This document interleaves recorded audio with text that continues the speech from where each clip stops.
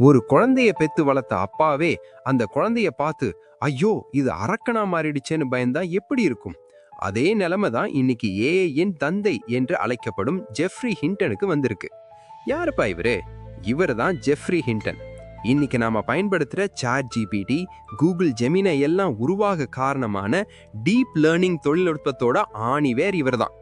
10 வருஷத்துக்கு மேல கூகுள்ல வேலை செஞ்ச இவரு போன வருஷம் திடீர்னு வேலையை ராஜினாமா செஞ்சாரு. ஓய்வெடுக்கவா? இல்ல, தான் உருவாக்கின ஏஐ பத்தி உலகத்துக்கு எச்சரிக்கை கொடுக்க. அவர் பயப்படுறதுக்கு முக்கியமான 3 காரணங்களை சொல்றாரு. பொய்யான உலகம், அதாவது மிஸ்இன்ஃபர்மேஷன். ஏஐ வந்த பிறகு எது உண்மை புகைப்படம் எது போலின்னு கண்டுபிடிக்கவே முடியல. டீப் ஃபேக் மூலமா உலகம் முழுக்க குழப்பத்தை உண்டாக்க முடியும்னு பயப்படுறாரு.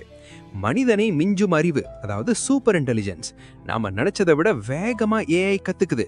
ஒரு கட்டத்துல மனிதர்களோட கண்ட்ரோலை மீறி அதுவே சொந்தமா முடிவெடுக்க ஆரம்பிச்சா நினைச்சு பார்க்கவே பயங்கரமா இருக்கு. வேலை பறிபோகும். ஆரம்பத்துல உதவிகரமா இருந்தாலும் போக போக இது மனுஷங்களோட வேலையை முழுசா காலி பண்ணிடும்னு எச்சரிக்கிறாங்க. ஒரு பேட்டியில அவர் சொன்ன வார்த்தை ரொம்ப முக்கியமானது. என் வாழ்நாள் உழைப்பை நினைச்சு நான் இப்ப வருத்தப்படுறேன். நான் இதை பண்ணலன்னாலும் வேற யாராவது பண்ணிருப்பாங்கன்னு என்ன நானே தேத்திக்கிறேன்னு சொல்லியிருக்காரு. உருவாக்குனவரே பயப்படுறாருன்னா நாம எவ்வளவு ஜாக்கிரதையா இருக்கணும்? ஏஐ நமக்கு வரமா சாபமா? கமெண்ட்ல சொல்லுங்க.